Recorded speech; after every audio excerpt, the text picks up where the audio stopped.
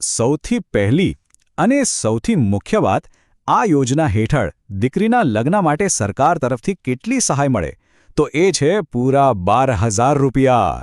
જી હા, સીધા 12,000 રૂપિયાની આર્થિક સહાય. અને આપણે સૌ જાણીએ છીએ કે આ રકમ ઘણા પરિવારો માટે કેટલી મોટી મદદ બની શકે છે.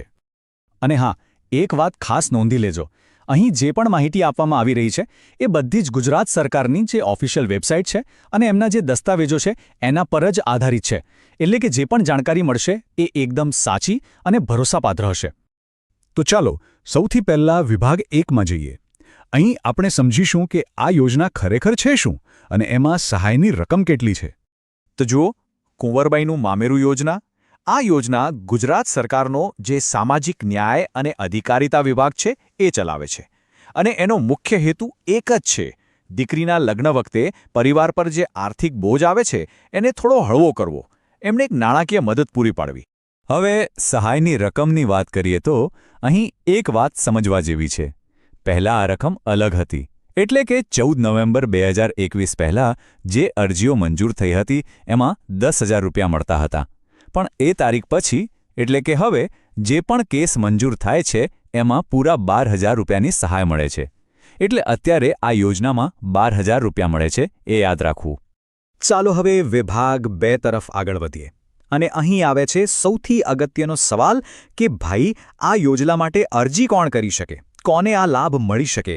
આ પાત્રતાના જે નિયમો છે એને બરાબર ધ્યાનથી સમજવા પડશે. ઓકે, તો આ યોજનાનો લાભ લેવા માટે મુખ્યત્વે 3 શરતો છે. ચાલો એક પછી એક જોઈએ. પહેલી શરત: પરિવારની જે વાર્ષિક આવક છે એ 6 લાખ રૂપિયાથી ઓછી હોવી જોઈએ. બરાબર. બીજી શરત: દીકરીની ઉંમર લગ્ન યોગ્ય હોવી જોઈએ, જે કાયદા મુજબ હોય.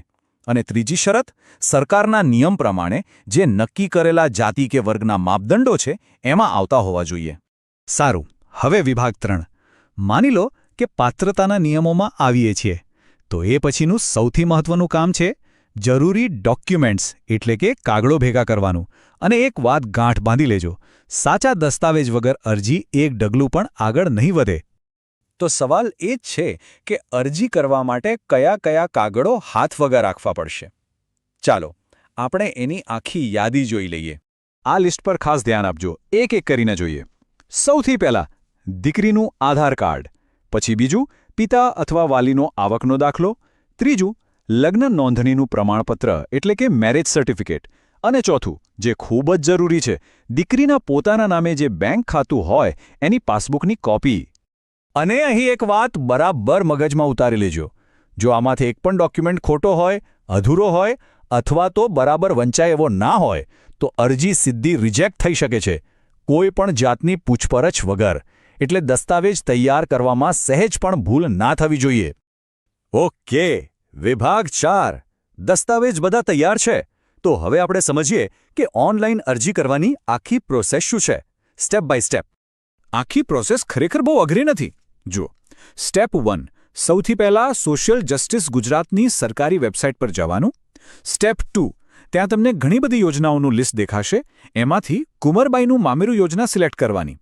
સ્ટેપ 3: હવે જે ફોર્મ ખુલે એમાં બધી જ વિગતો એકદમ ધ્યાનથી ભરવાની. સ્ટેપ 4: આપણે જે ડોક્યુમેન્ટ્સ તૈયાર રાખ્યા છે એને સ્કેન કરીને અપલોડ કરવાના.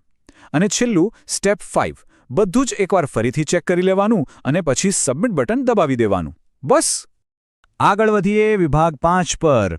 જુઓ, અરજી કરતી વખતે અમુક એવી કોમન ભૂલો છે જે ઘણા લોકો કરી બેસે છે અને એના લીધે જ અરજી રિજેક્ટ થાય છે. તો આપણે એ જોઈએ કે કઈ ભૂલો બિલકુલ નથી કરવાની. આ 3 બાબતો પર તો ખાસ ધ્યાન રાખજો. પહેલું, કોઈ પણ અંગત માહિતી ખોટી ન નાખતા. નામ, સરનામું, જન્મ તારીખ બધું જ સરકારી ડોક્યુમેન્ટ પ્રમાણે જ હોવું જોઈએ. બીજું, ખોટા કે ઝાંખા ડોક્યુમેન્ટ્સ અપલોડ નહીં કરવાના. જે માંગ્યું હોય એ જ અપલોડ કરવાનું, અને એ પણ એકદમ ક્લિયર. અને ત્રીજી ભૂલ જે સૌથી વધુ થાય છે, અરજી સબમિટ કરીને ભૂલી નથી જવાનું. સમય સમય પર ઓનલાઈન એનું સ્ટેટસ ચેક કરતા રહેવાનું, જેથી કંઈ ખૂટતું હોય તો ખબર પડે. અને હવે આપણે આવી ગયા છે છેલ્લા વિભાગ પર. હવે આ યોજના વિશે લગભગ બધી જ જરૂરી માહિતી આપણી પાસે છે. તો હવે વારો છે એક્શન લેવાનો.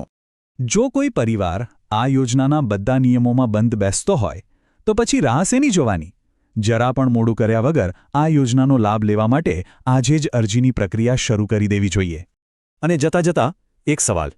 આપણી આસપાસ આપણા સમાજમાં એવા કેટલાય પરિવારો હશે જેમને કદાચ આ માહિતીની ખરેખર જરૂર હોય. તો શું આપણે આ જાણકારી એમના સુધી પહોંચાડીને એમની મદદ ન કરી શકીએ?